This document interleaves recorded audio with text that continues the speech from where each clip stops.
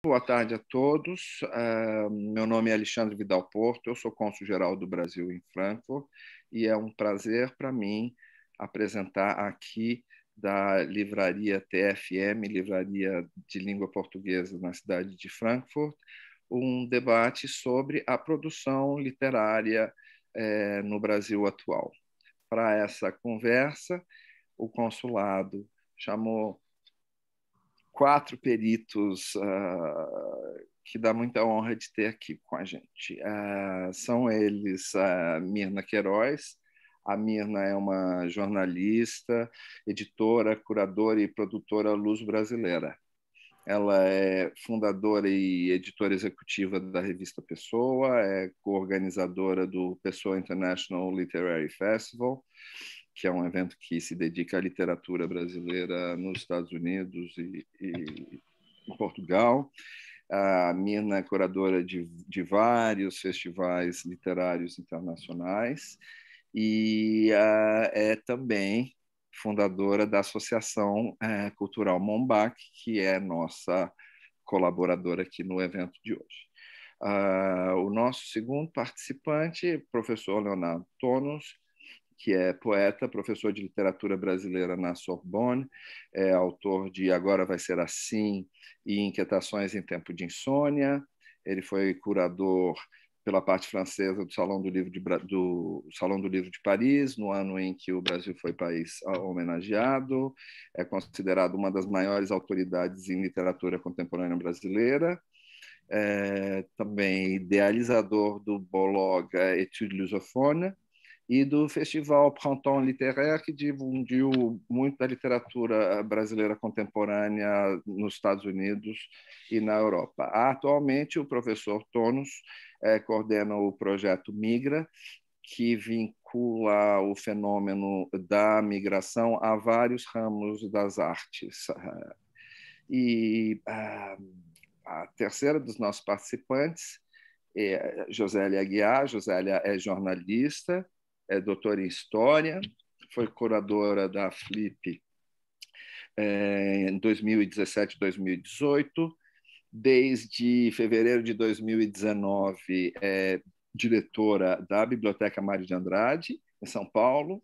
Em 2019, ela, que também é biógrafa, como eu disse, ganhou o Prêmio Jabuti de melhor biografia pela biografia que ela escreveu do nosso Jorge Amado. E, por fim, o nosso moderador é Michael Kegler, que é um dos principais tradutores do português para a língua alemã. O Kegler é excelente o trabalho que ele faz de difusão dos autores brasileiros nos países de língua alemã enorme. Apesar de ele morar em Frankfurt, agora ele está falando conosco de Viena, né? A Mirna fala conosco de Lisboa, Michael fala de Viena, Leonardo fala de Paris e Josélia fala de São Paulo.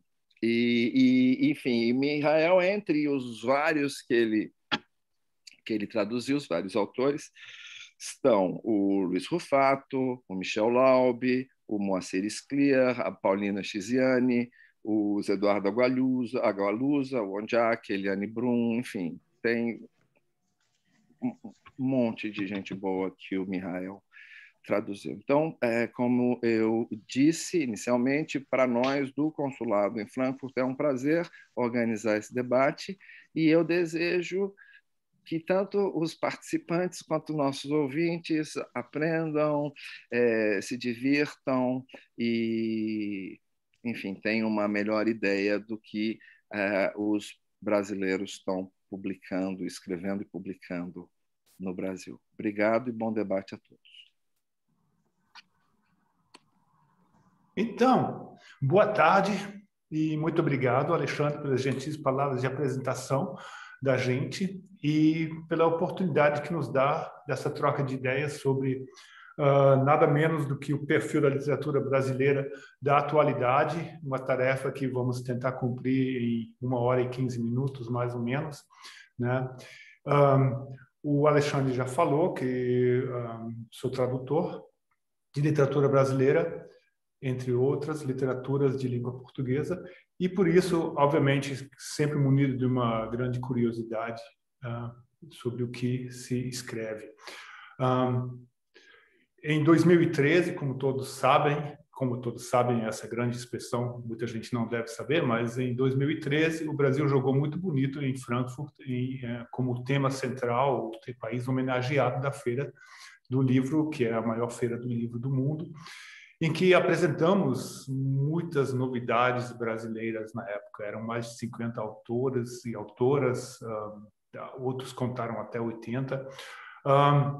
Depois, obviamente, como sempre, as coisas se acalmam e já passaram-se quase 10 anos, né? Mas aconteceu muita coisa no Brasil e aconteceu muita coisa na literatura. Por isso, tenho várias perguntas a vocês e vocês, certamente, pela sua profissão, suas profissões, têm várias respostas.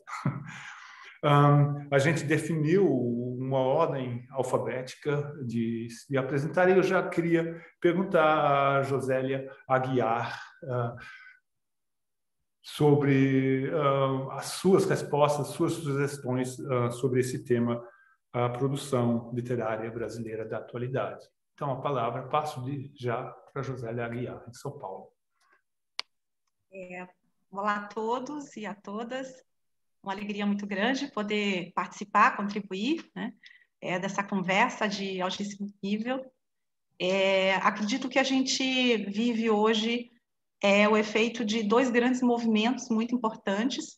O primeiro, cerca de 15 anos atrás, quando muitas pequenas e nano-editoras surgiram no mercado editorial brasileiro, assim como também iniciativas, revistas, suplementos, blogs, também na internet, que ajudaram a, de alguma maneira, aumentar a diversidade de vozes, dar oportunidade a novos autores e autoras de fora do eixo Rio-São Paulo de começarem a apresentar seus trabalhos e a serem publicados e a serem também resenhados, né? E acredito que a gente tem, depois dessa grande virada, que durou aí entre 2006 até 2012, 2013, a gente pode avaliar uma segunda grande virada, que é justamente, por coincidência, quando acontece Frankfurt, 2013, que você bem mencionou, quando houve uma grande discussão no Brasil sobre que vozes estávamos apresentando ao mercado internacional, né? Havia já, da parte internacional, uma curiosidade muito grande em relação a vozes negras brasileiras, indígenas, e não estávamos conseguindo acompanhar, publicando esses nomes, né? Então, de alguma maneira, Frankfurt foi um cutucão muito grande para novas reflexões sobre como poderíamos descobrir melhor essas vozes e publicar essas vozes. Então, hoje a gente vive, sobretudo nos últimos 5 anos, um momento em que temos, talvez como nunca, muitas autoras mulheres, muitas autoras e autores negros e vozes indígenas, que é uma grande, diria, novidade, termos esses novos nomes de culturas indígenas com livros publicados. Então, eu penso que ainda somos um país de poucos leitores, mas há uma grande movimentação, um grande burburinho, com mais democratização também, e mais leitores e leitoras interessados nesses novos nomes. Então, eu acompanho com otimismo, apesar de a gente realmente ter muito avançado, no sentido de ter mais leitores, acompanho com muito otimismo essa diversidade, que acaba atendendo a mais leitores e leitoras do país inteiro.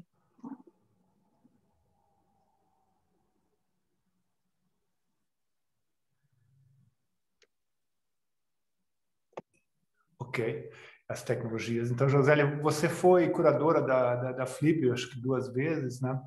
Então, você acompanhou também esses burburinhos. Sempre, acho que também no Brasil houve essa demanda para outras vozes fora daquele eixo branco masculino. Você mencionou também as pequenas editoras. Isso agora, essas novas vozes que estão surgindo fora desse eixo tradicional, elas conseguem se infiltrar nas grandes editoras ou as pequenas editoras continuam com um papel importante, principalmente agora no pano de fundo econômico nada favorável nesse momento, né? Sim, o que aconteceu, sobretudo após a Flip 2017, é que grandes editoras, grandes players viram as oportunidades que estavam perdendo, começaram a atrair autores que estavam nas pequenas, começaram a apostar em descobrir por conta própria essas vozes. Então, estamos tendo uma ida massiva, né, de autores que foram descobertos pelas nanos e pequenas para as grandes editoras, inclusive sendo lançados internacionalmente por essas grandes editoras. Então, é muito interessante como as editoras grandes, de grande porte, foram rápidas nos últimos 4, 5 anos em acompanhar, né, essas mudanças, né, que têm sido muito bem sucedidas do ponto de vista de mídia, de repercussão, inclusive de vendas, né? Estou pensando aqui especificamente no caso do Itamar Vieira Júnior. Ele já surgiu numa grande editora, porque ele ganhou o prêmio Leia, né? Mas ele está alcançando números na casa, se eu não me engano, 200 mil livros exemplares já vendidos no Brasil. Então, isso tem sido visto assim como um grande sinal, né, de que leitores querem ler histórias emocionantes, que toquem temas profundos do país, né, e que estejam textos de autores vindos fora do eixo Rio-São Paulo. Então, são grandes sinais de que há espaço, né, para crescimento de leitores, né? É interessante que o Itamar Vieira Júnior foi o primeiro publicado em Portugal, mas isso tem a ver mais com o peso do Prêmio Leia, que é um prêmio português, sim, basicamente, né? Não, isso não, acho que não tem nada a ver com políticas editoriais. Obrigado, Josélia. Depois talvez voltamos um pouco para esse... Quer acrescentar alguma coisa? Claro. O Itamar, ele tinha saído por uma pequena editora, o primeiro livro, e ganhou o Prêmio Leia, e aí saiu por uma grande editora. Então, realmente foi um caso bem interessante de autor que conseguiu, com o prêmio, já sair por uma grande editora. Mas há um movimento das grandes de procurar esses novos nomes, né? Que estavam antes mais restritos, né, às pequenas. Bom, obrigado, Josélia. Talvez ainda vamos ter a oportunidade de fazer mais alguns name droppings, porque estamos aí para isso, também para transportar escritoras e escritores para além do Atlântico, e damos esse pulo para além do Atlântico, para Paris, né? O Leonardo Tonos, que já está em Paris há não sei quantos anos, está, acho que desde os anos 90, tentando e conseguindo propagar e divulgar a literatura brasileira nas Europas, principalmente na França. E, como já ouvimos, o teu foco também está na literatura da imigração ou imigração, né? Isso é outro aspecto que se reflete na atualidade da literatura brasileira, ou o foco que você vê também através da organização do Plantão Literário seria outro? Como é que você vê isso aí lá de Paris, da Sorbonne? Na verdade, obrigado, Michael, pela pergunta. Primeiro, boa tarde a todas as colegas e colegas aqui presentes. Queria também fazer meus agradecimentos ao Consulado Geral de Frankfurt pelo convite, aqui justamente trocar essas opiniões sobre a produção literária contemporânea. E, de fato, eu resido já na França há mais de 30 anos, né? Cheguei na França, retomei meus estudos, meu doutorado e pós-doutorado e livre-docência foram feitos aqui. E eu acho interessante o que a Josélia falou dessa virada, né? Dessa virada, de certa maneira, impulsionada também pelo campo editorial e esses diversos momentos. Eu gostaria só de trazer aqui um elemento que também me parece interessante para a gente pensar essa virada, que é o campo universitário, o campo acadêmico, né? Como o campo acadêmico brasileiro e o campo acadêmico internacional também participam desse processo já desde os anos 80. Quando eu cheguei na França, eu lembro muito bem que os departamentos de estudos lusófonos, né, praticamente de todos os países europeus, eram essencialmente vinculados à velha tradição da filologia e, sobretudo, a estudos clássicos da literatura. Então, o mais contemporâneo que se estudava, por exemplo, na França, na Sorbonne, era o modernismo brasileiro. De certa maneira, também no Brasil, uma vez que a literatura contemporânea ela era quase um apêndice dentro do currículo dos estudantes. Desde os anos 90, o que a gente observa é um interesse cada vez maior, né, por pesquisadores e, posteriormente, é claro, por estudantes, em relação a essa nova produção literária.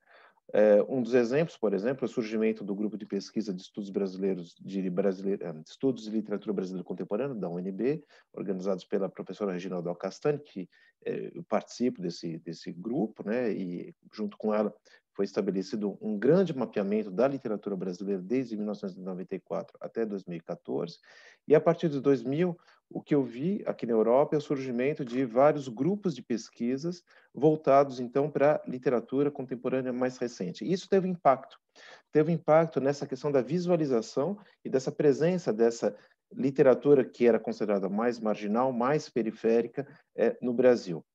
Um dos exemplos é a questão, por exemplo, da tradução desses autores considerados marginais, né, no caso aqui da França e do Brasil. Um outro exemplo também bastante característico é o caso, por exemplo, de Conceição Evaristo.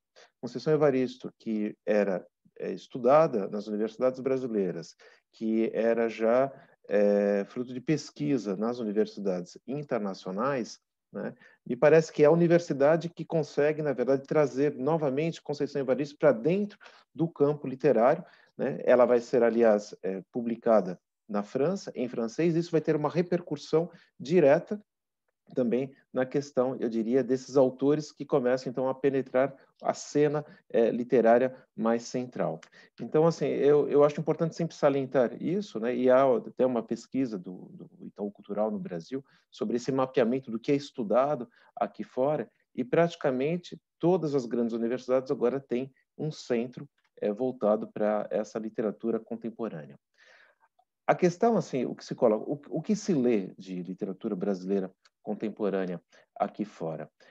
Eu sempre gosto de lembrar de um estudo feito pelo professor Pedro Meira, de Princeton, né, em que ele tem estudos interessantes sobre a não necessidade de se estudar o cânone fora do Brasil, né? Uma vez que o que importa para um estudante aqui fora é o conhecimento, talvez, desse Brasil atual. E isso nos dá grande liberdade na questão da escolha dos autores que estudamos e que, de certa maneira, podem ter um reflexo direto na sua tradução aqui para fora, na Europa ou nos Estados Unidos. Então, assim, eu vejo assim, dois movimentos paralelos. Há uma continuidade de autores, vamos dizer, mais canônicos, que continuam sendo traduzidos, ou autores premiados, né, que têm essa legitimidade do campo editorial brasileiro aqui fora, e, por outro lado, o surgimento de vozes que muitas vezes até são desconhecidas no Brasil, ou, vamos dizer, nesse Brasil mais centralizado. Um outro exemplo me vem à mente aqui é o autor Edir Augusto, né? Edir Augusto, que muitas das pessoas não conhecem, um excelente autor de literatura policial e literatura criminal no Brasil, aliás, um gênero que também é, de certa maneira, um pouco recente, não tem o impacto que tem aqui na Europa. Edir Augusto ele tem já praticamente 5 ou 6 romances traduzidos aqui na França e um leitorado já adquirido, né? Então, assim, é interessante como, na verdade, se articula então, de uma maneira paralela a chegada dessas outras vozes que muitas vezes não encontram uma repercussão a nível nacional no Brasil. Quer dizer, se te entendi certo, existem cânones paralelos, talvez, os cânones das, talvez, vamos dizer, academias europeias. Eu também acho que há também diferenças da recepção de literatura brasileira entre a França, a Alemanha, e eu observo isso também da Holanda. Na Holanda se traduz tanto, não sei quem vai ler todos esses livros, a Holanda é bastante pequena, né? E cada país tem também uma forma de recepção bastante diferente. Mas você diria que existe esse paralelismo, existem diferenças grandes entre um cânone que diria que seria talvez o teu cânone e o cânone que se está se estabelecendo no Brasil? Eu acho assim, que na verdade há um paralelismo, mas em um certo momento eles acabam se encontrando. Um outro exemplo é a questão dos quadrinhos, né? Os quadrinhos que ainda não têm, digamos, o impacto que eles têm aqui, por exemplo, na França, que nós temos uma longa tradição de quadrinhos. E dois grandes quadrinistas que são sucesso aqui na França, que é os dois Marcelos, eu falo, né? O Marcelo Quintanilha e o Marcelo Dessalette, me parece que eles tiveram, em primeiro lugar, um reconhecimento aqui fora, para depois ter um reconhecimento nacional, né, no Brasil. Então, assim, eu acho interessante como, cada vez mais, esse diálogo entre o campo editorial brasileiro e o campo editorial internacional acaba se estabelecendo e nutrindo um ao outro, né, para incorporar, trazer outras vozes para dentro do espaço central do mercado editorial brasileiro ou fora. Por acaso, esses dois Marcelos também estão traduzidos para o alemão, que também aqui foi uma novidade que ninguém esperava, quadrinhos. Aliás, tem alguns quadrinhos, entretanto, traduzidos para o alemão, que acho que para os tradutores e as tradutoras é um mau negócio, mas são excelentes livros, né? Para já, obrigado. Queria passar, você queria acrescentar mais alguma coisa? Se não, passo para essa volta aí a palavra à Mirna Queiroz, que está nos falando de Lisboa. Como sabemos da sua apresentação, da apresentação que o Alexandre Vidal Porto nos fez, trabalha na divulgação em vários países e mexe com meios de divulgação também na internet. A revista Pessoa está, eu acho que completamente na internet, pelo menos o meu acesso é virtual. Como alguém que está baseado nesse momento num outro país de língua portuguesa, talvez com mais um outro acesso à literatura brasileira, pode nos acrescentar mais alguns detalhes bastante interessantes sobre esse novo cânone, talvez. Boa tarde, boa tarde a todos. Eu também queria agradecer o convite feito pelo Consulado em Frankfurt em nome do Alexandre Vidal Porto. Sim, uma grande alegria estar com vocês, com pessoas como Gisele e Leonardo, que são referências para mim, são profissionais que são como um farol na minha trajetória. Eu acho que eu devo muito a eles, são uma inspiração. O que eu poderia acrescentar em relação ao que a Josélia disse, eu também observo esse movimento. Acho que essas novas dicções que apostaram, que surgiram, foram sobretudo apostas de editoras independentes, editoras que nasceram justamente com o propósito de preencher certas lacunas no mercado editorial. Eu me lembro da Malê ou da editora Palas, e que acabaram pressionando o mercado das grandes editoras, das editoras mais consolidadas, a seguir a mesma trilha, né? Por exemplo, Giovanni Martins, o escritor carioca, já foi publicado pela Companhia das Letras, que hoje, inclusive, tem um editor de diversidade, tem um leitor sensível para tratar dessas questões que os movimentos identitários colocaram na pauta, né? Concordo também com o Leonardo sobre o papel super relevante da academia, né? Sem dúvida, a academia teve um papel muito importante nesse processo. Ele citou a Regina Dal Castanha, que fez uma pesquisa que foi muito discutida, né, sobre o papel da mulher na literatura brasileira, e isso ajudou a mudar todo o panorama. Acho que se fizermos agora levantarmos uma estatística sobre mulheres que são publicadas hoje, em comparação às que foram publicadas na época em que ela pesquisou, acho que o número é bastante diferente, né? Acho que ganhamos todos. E eu acho que tem um outro elemento que tem um papel muito importante, que é a internet, não é? Que realmente facilitou a democratização, tanto do acesso a esses novos escritores, como também dos próprios leitores, né, que não se sentiam representados. Eu me lembro, por exemplo, do Ricardo Terto, que é um escritor que começou publicando em rede social, e depois teve 2 livros publicados por uma editora independente e hoje é publicado pela Todavia. Quer dizer, essa grande novidade que foi a internet realmente forçou todos nós do mercado editorial, ainda ontem nós falávamos sobre isso, mas que fazíamos parte de um sistema que estava adormecido de costas, né, para a diversidade do país, para a grande pluralidade de vozes que estavam silenciadas. Com esse movimento, com a internet, nós somos obrigados a reparar que esses escritores existem, estavam produzindo, e que era a vez de realmente trazê-los para o sistema, né? Como diz a Regina Zilberman, a escrita e o dinheiro não nasceram juntos, mas são amigas de infância, né? Então, quando o mercado percebeu que realmente havia ali uma oportunidade de ouro, e eu acho que esses autores trouxeram realmente um novo público leitor, e que tem um enorme impacto nas vendas, as editoras começaram a perceber que realmente era hora de tratar esses escritores de uma outra forma. O cenário realmente mudou muito, e nos levou, inclusive, a discutir o cânone, né? Hoje já não causa tanta estranheza discutir o cânone, né, que é um conceito instável, que está sempre em construção.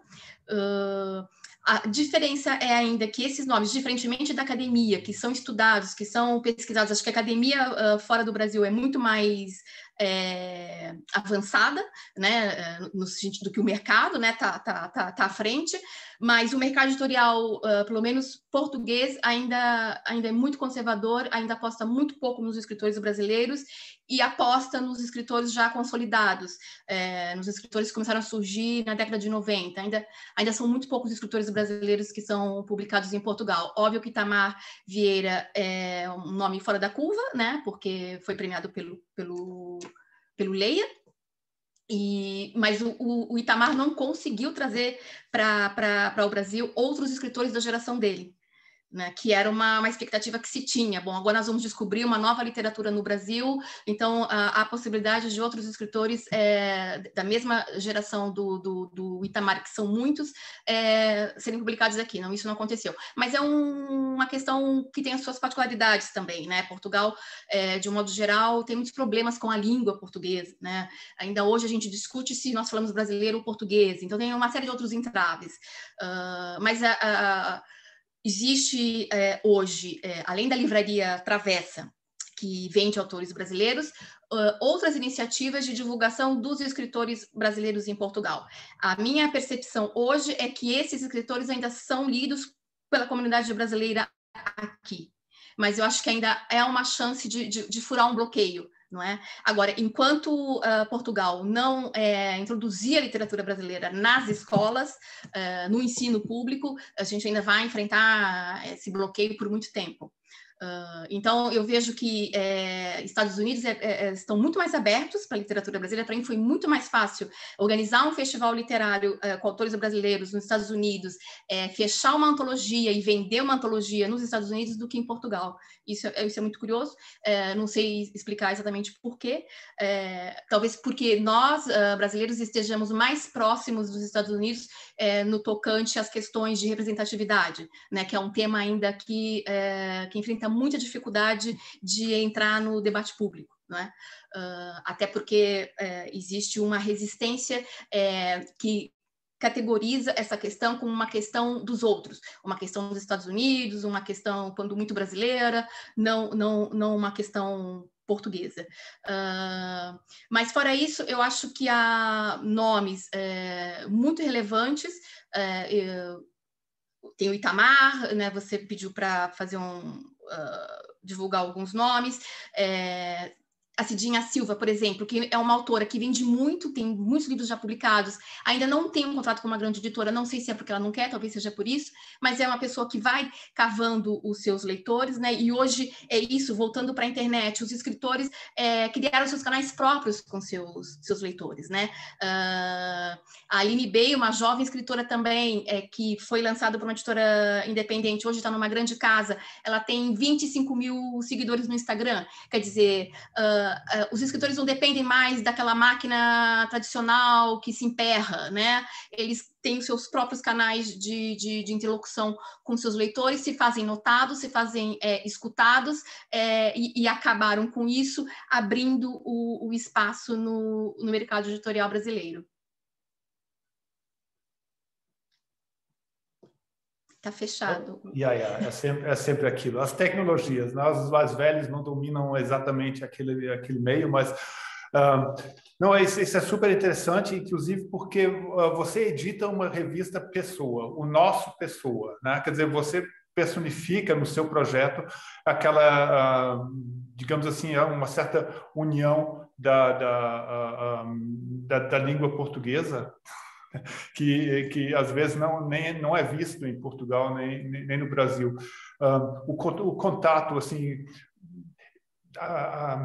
eu tenho talvez uma perspectiva sobre uma perspectiva muito idealizante sobre o contato e a conversa que existe entre os países de língua portuguesa.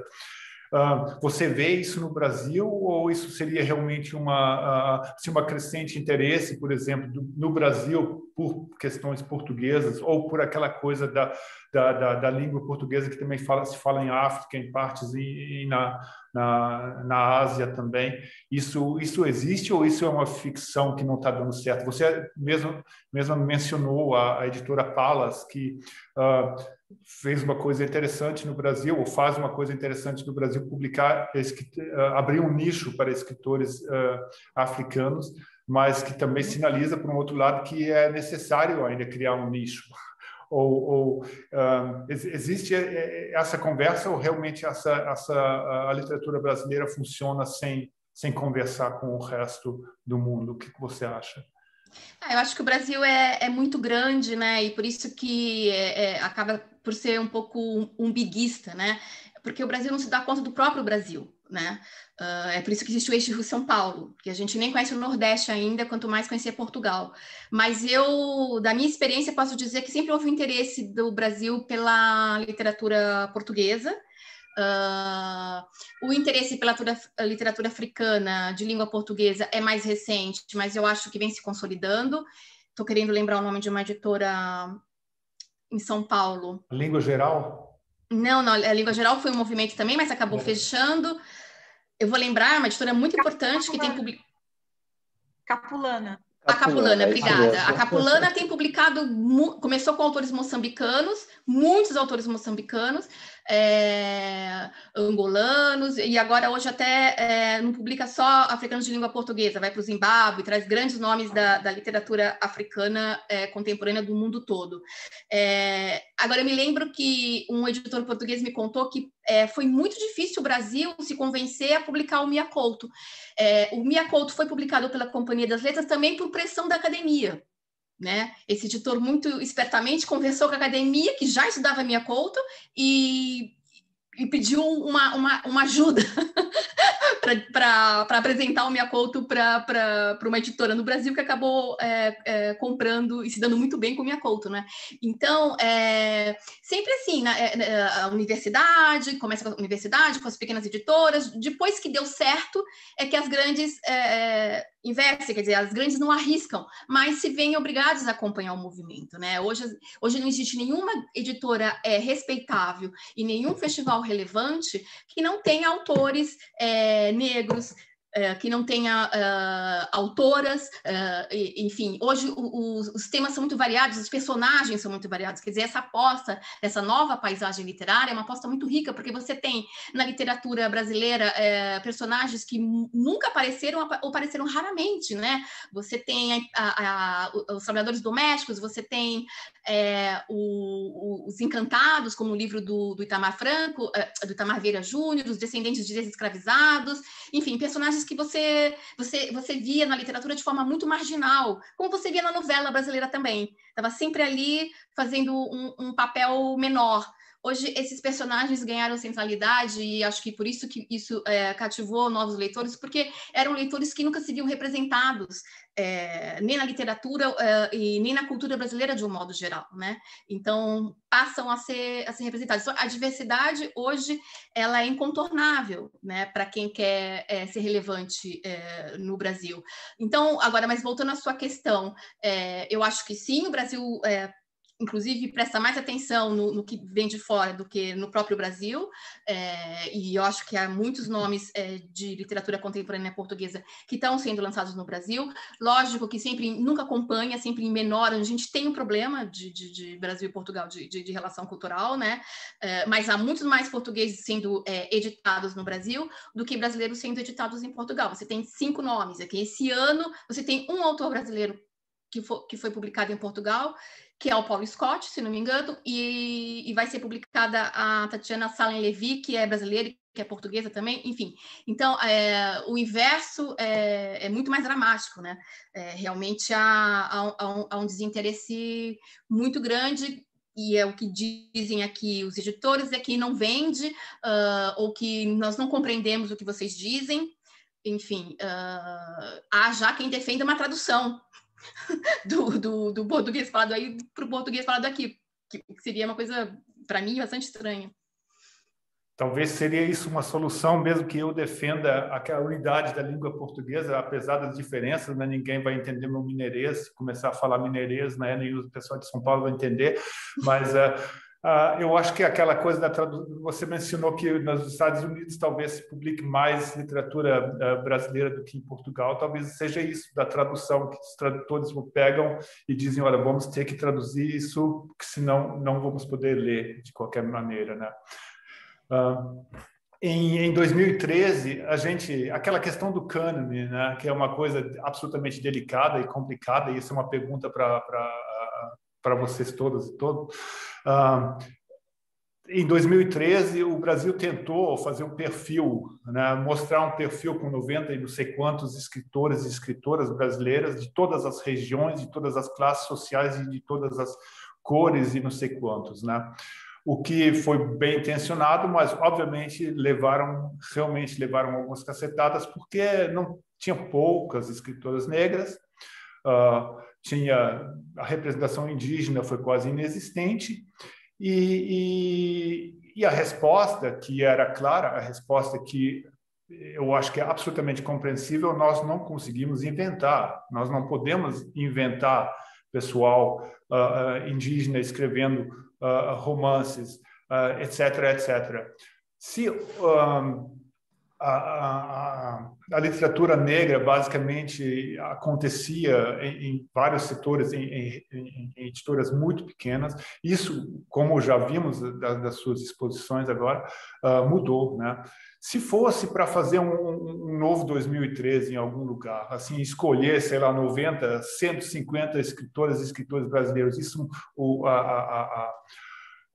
perfil do Brasil mudaria substancialmente? Tem algumas pessoas que vocês colocariam mesmo assim agora e que não teriam tido nenhuma chance em 2013?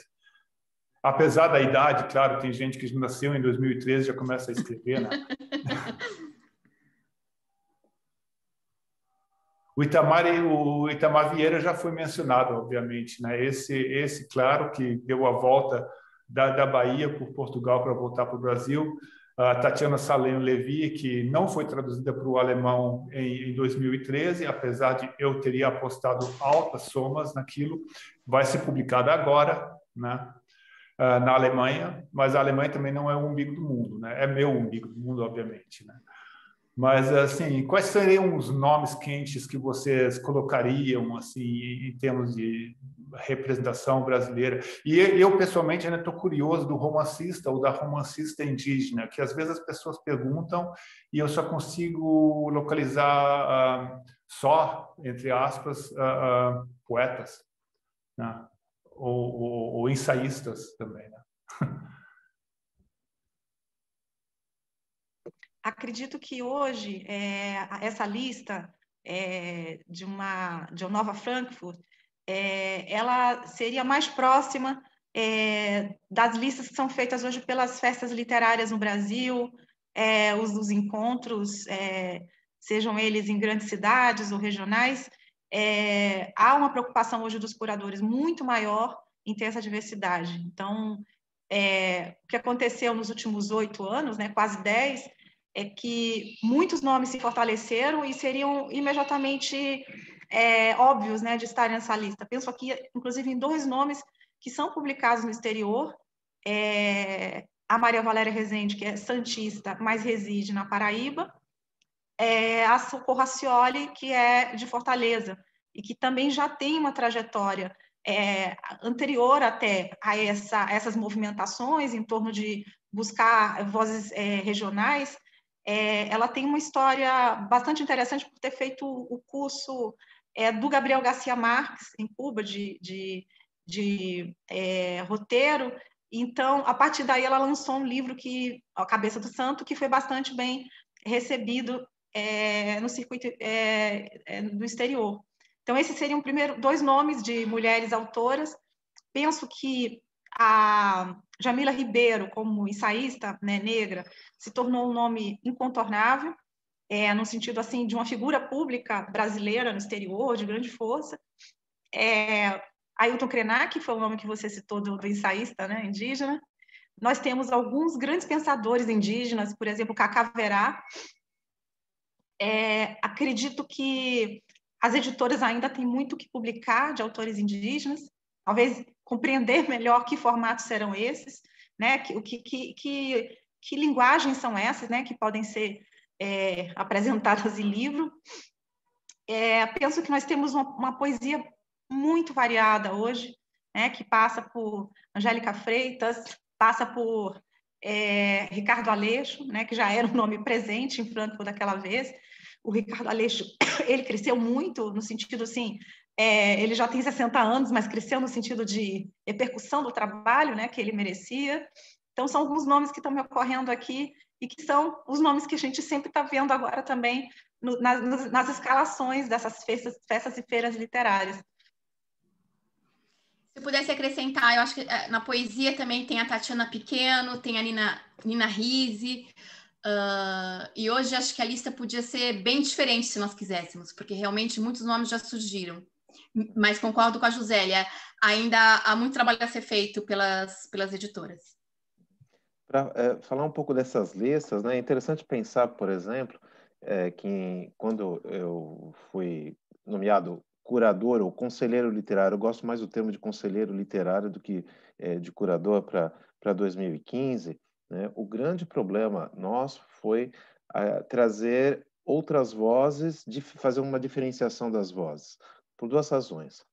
A primeira razão é que houve uma ruptura no diálogo, talvez, aqui eu falo do lado francês, entre a França e o Brasil durante os anos 90, por causa de uma queda significativa de traduções, e o editor francês passou a desconhecer claramente o que era o Brasil dos anos 2000 e o que estava sendo lido e publicado no Brasil. Essa foi a primeira grande dificuldade. A segunda grande dificuldade, que foi uma imposição daquele momento da Feira de Paris, é que o autor já tivesse alguma tradução aqui fora, né? Nem que fosse um pequeno artigo, porque o objetivo era justamente aquecer o mercado aqui francês das traduções. E a questão me foi colocada, né? O que o leitor francês quer ler, o que ele pode ler, o que ele conhece do Brasil. E naquele exato momento, digamos, esses gêneros considerados mais periféricos foram ainda deixados de lado, apesar de, né, haver a presença dos quadrinistas, dos romancistas, não sei, de romance policial, da poesia, mas naquele exato momento ainda não era possível dar essa visibilidade. Eu penso na questão do ensaio, por exemplo. Na altura, nós não tínhamos nenhum ensaísta praticamente traduzido para o francês, a não ser talvez de Veiros de Castro, né?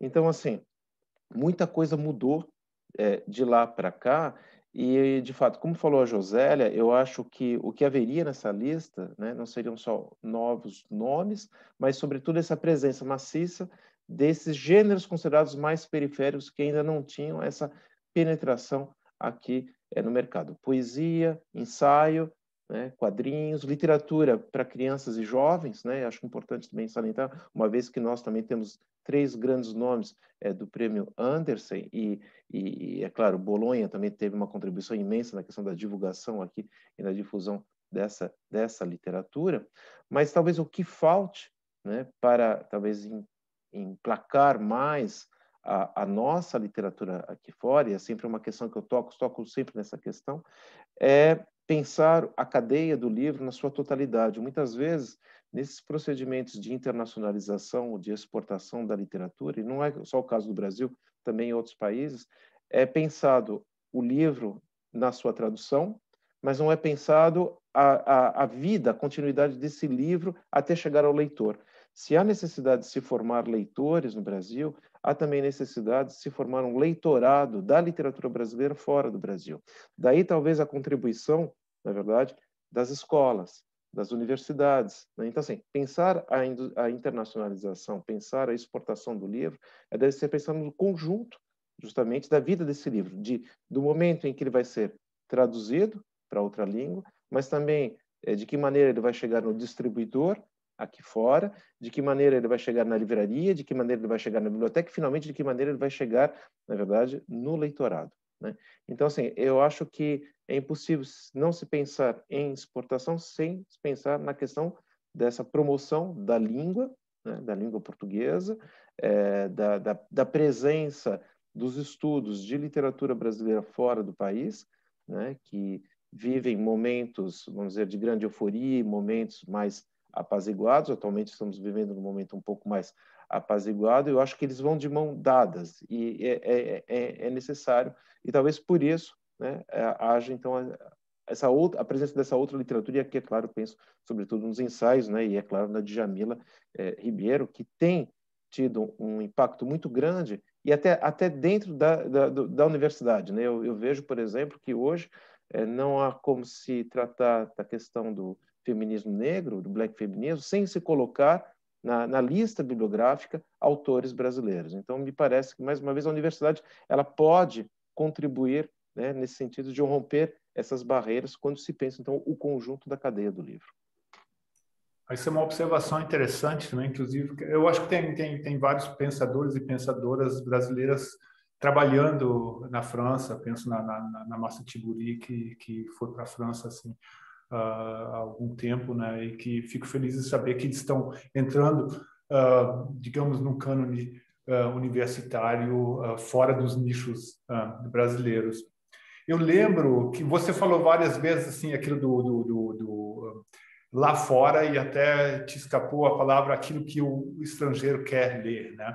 Isso também foi uma das questões lá 10 anos atrás, quase 10 anos atrás, em 2013, que uma das grandes surpresas para nós aqui na Alemanha era que os temas que vários autores e autoras trouxeram eram temas que não se consideravam, assim, que nós não considerávamos, que digo nós, assim, em representação dos leitores e das leitoras alemãs, não considerávamos brasileiros, né?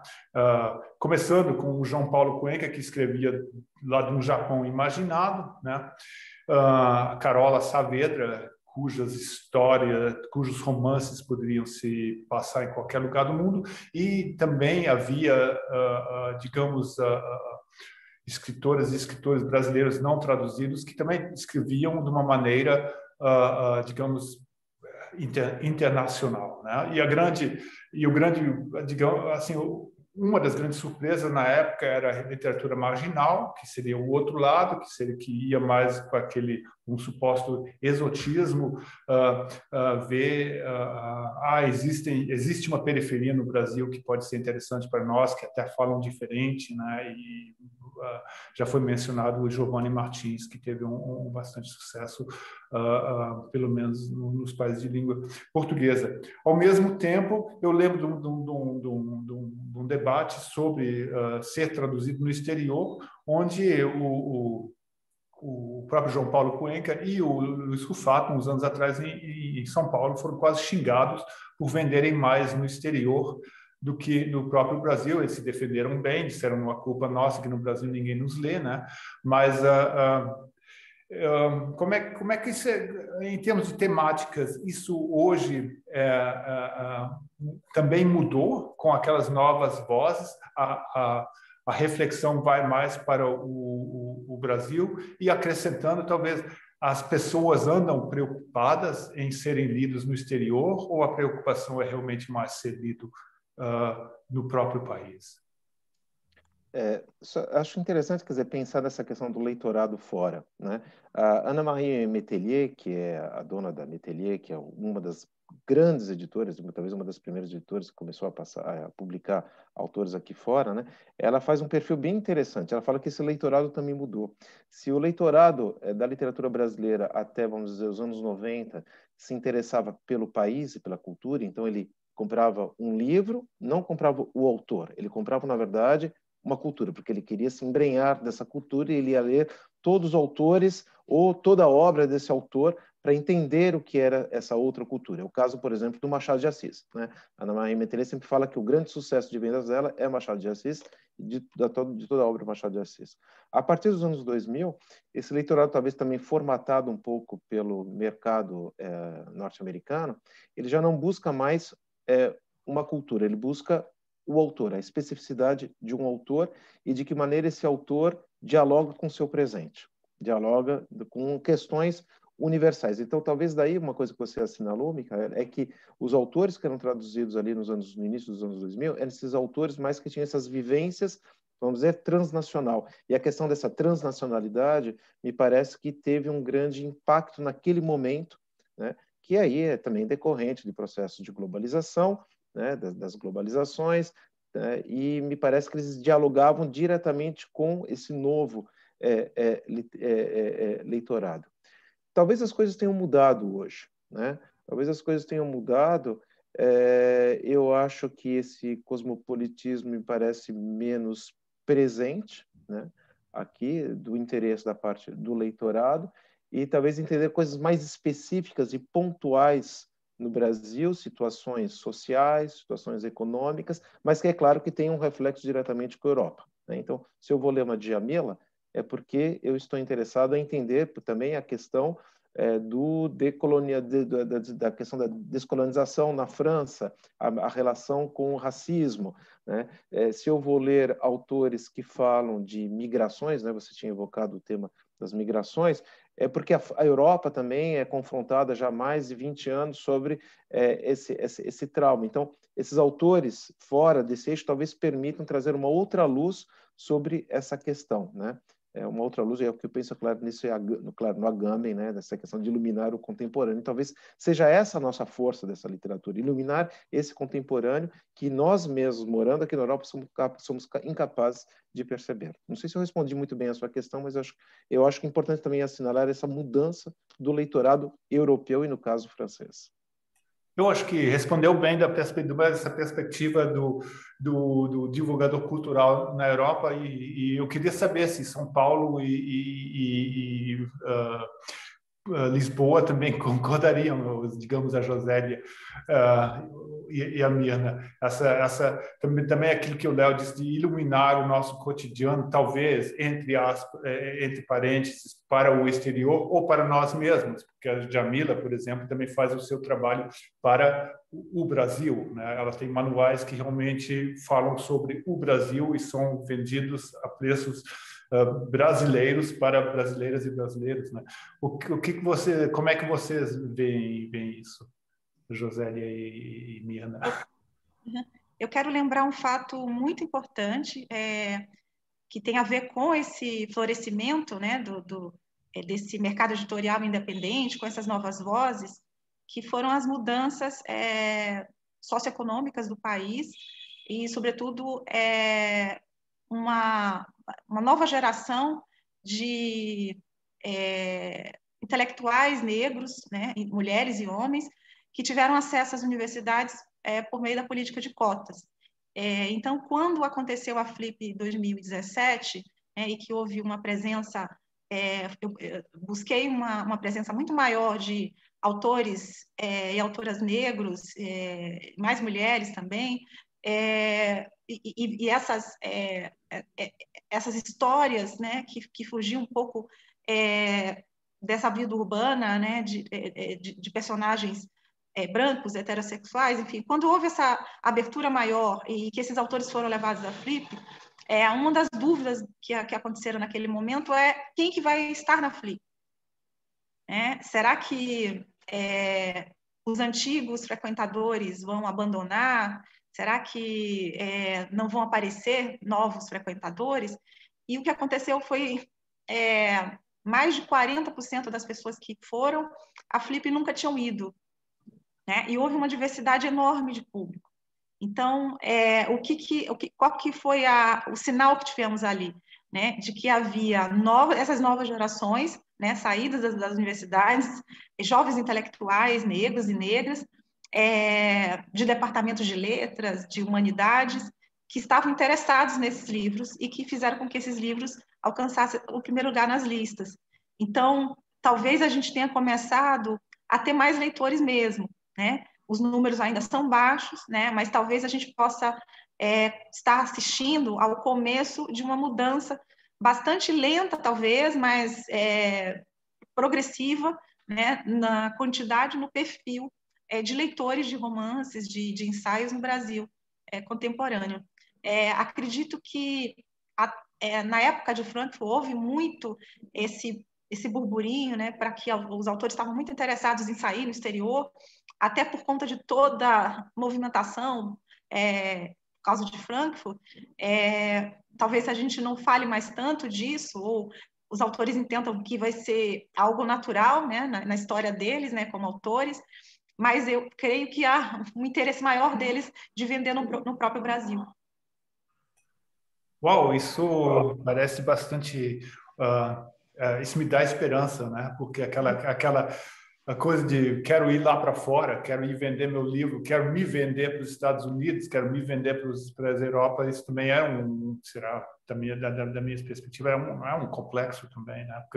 Que em contrapartida, ou que não cabe aquilo daquela enormidade do Brasil, que às vezes é autossuficiente também, né? Pelo simples tamanho. A Mirna, que eu queria falar? A Mirna também tem tem a mesma visão. Eu tinha uma pergunta inteligente para fazer para a Mirna, mas certamente você vai responder ela mesmo que eu não a faça agora. Eu acho que os brasileiros sempre se interessaram em ser publicados no exterior, porque isso, sem dúvida, tinha um impacto enorme no Brasil. Porque o Brasil é um país ainda muito pacóvio, não é? Então, tudo que vem do exterior, toda essa legitimação no exterior ajuda muito o brasileiro no seu próprio país. Não porque ele tenha preferência por um leitor estrangeiro do que por um leitor brasileiro, né? E isso, infelizmente, funciona assim. Um prêmio fora, uma publicação fora, participação num evento fora, já joga luz no escritor no seu próprio país.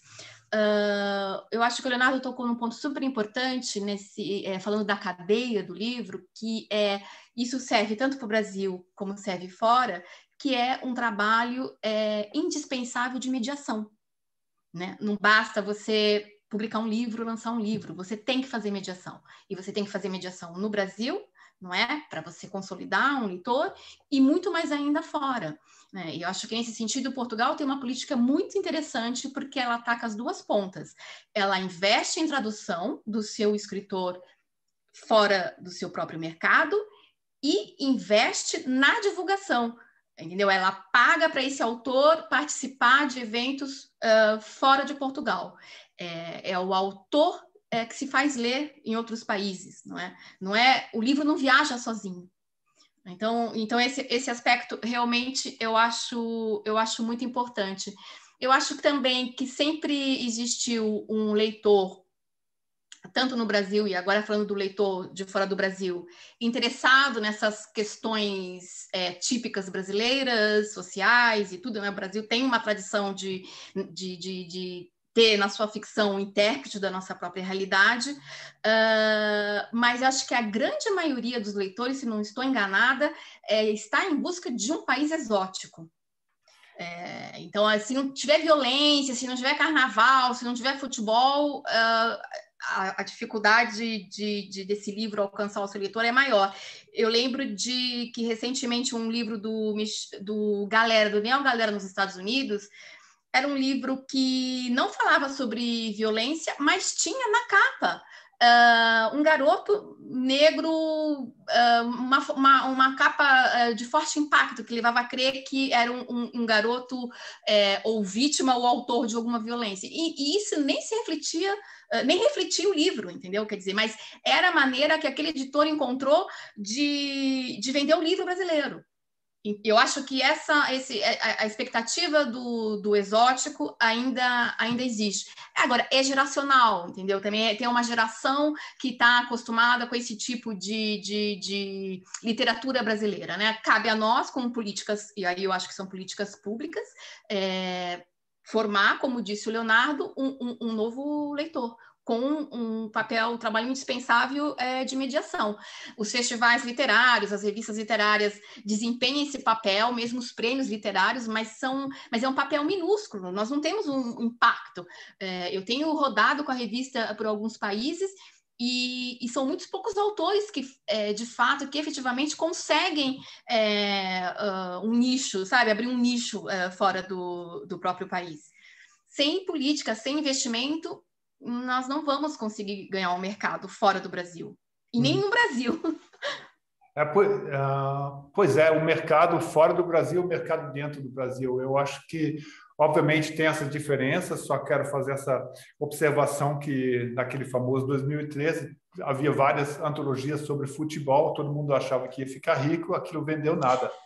Ninguém queria falar sobre futebol, o pessoal queria ver o novo Brasil, né? Talvez seja isso que agora acontece no próprio Brasil, que o Brasil é tão grande que as literaturas brasileiras, os protagonistas, as protagonistas da literatura brasileira estão talvez não deixem de estar assim interessados assim, tanto em uma visão para fora, que eu acho que o próprio Brasil precisa se conhecer. Não sei se isso é uma coisa minha outra vez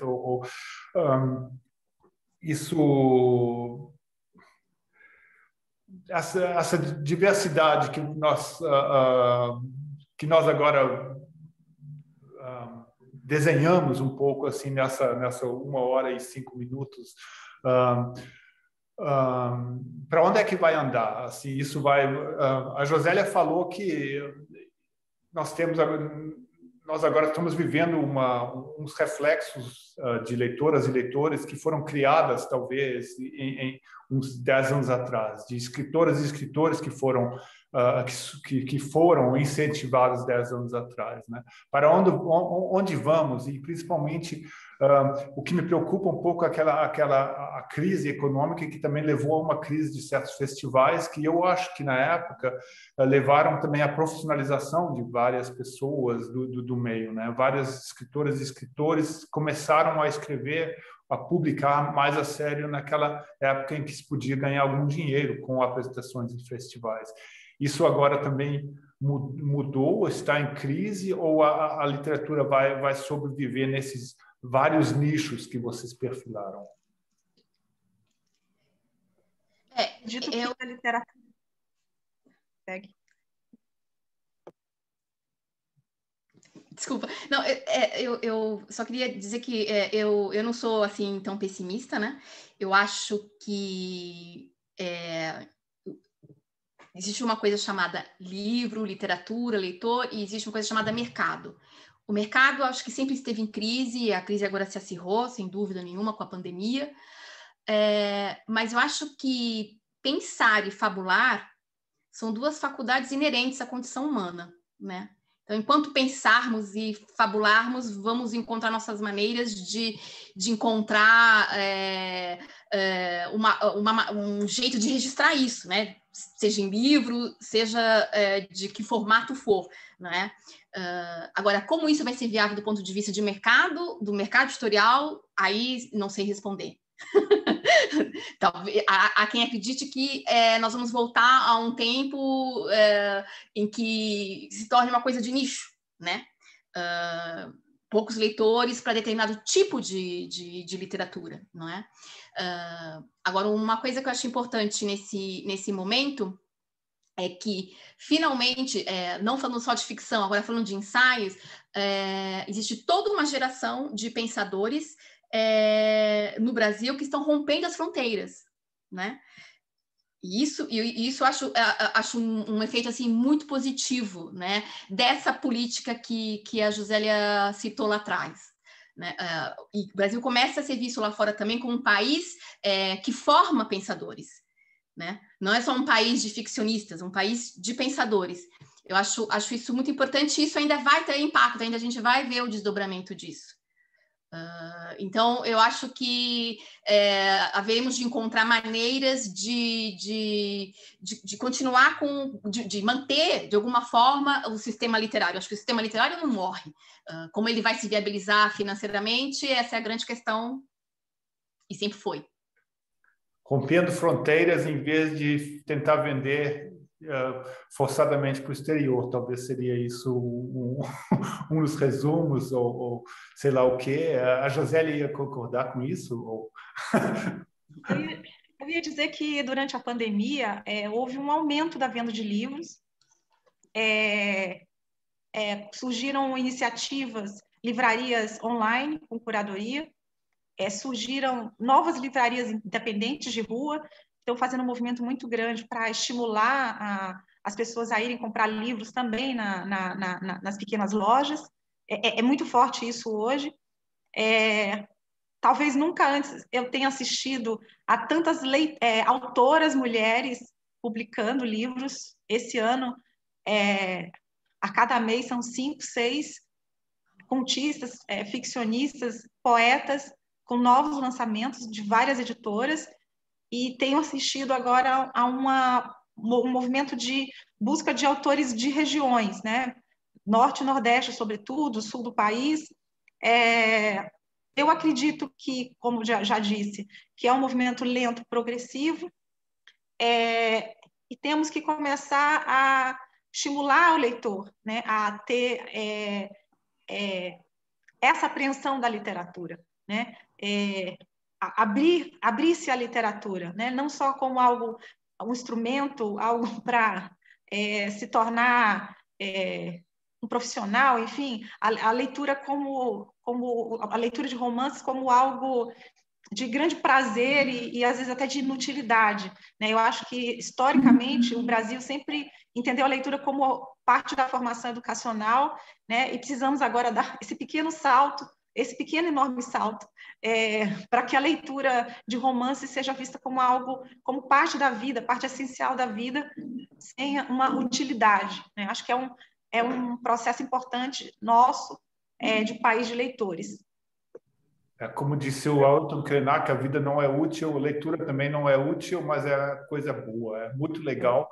E acho que aquilo que vocês falaram realmente me dá uma esperança, me desperta uma grande curiosidade do que está vindo até pelas internets, pelas redes independentes, que parece que, apesar de que vários autores e autoras dos nichos conseguiram entrar nas grandes editoras, continuam tendo um grande papel e uma grande dinâmica. Eu acho que dá muita esperança. E o Léo, assim, nós homens brancos e velhos, vamos fechar essa sessão, né? O Léo tem 2 minutos para fechar isso. Bom, passo a palavra. Eu só queria, na verdade, retomar uma coisa que a Josélia que ela evocou, que para mim parece essencial durante essa pandemia, e as coisas, é claro, que elas vão mudar de maneira, assim, na minha opinião, radicalmente. Essa penetração da leitura e esse comprometimento mesmo do leitor. Eu nunca assisti tantas lives de pessoas que se põem na janela e leem, né? Eu mesmo, quer dizer, eu acabei criando uma coisa durante a pandemia, que a gente ia para a janela e ficava lendo poesia, e eu lembro de ter recebido mensagens do interior do Piauí, de Cacoal, uma poeta de Cacoal, nem sei onde é Cacoal, nem Rondônia, né? Que acompanha e que lê, e que faz um trabalho de campo, né? Então, assim, eu acho isso essencial. Isso vai mudar completamente, né? Os festivais estão se reinventando, né? E hoje, né, os jovens, né, basta você ter uma internet, uma câmera, e você pode criar um festival e atingir um público. Então, assim, tudo isso acho que é difícil de medir por enquanto. Claro que há precarização do campo artístico. Claro que vai haver um afunilamento das grandes editoras que não vão ter espaço, né, para publicar todo mundo. Então, vai haver isso.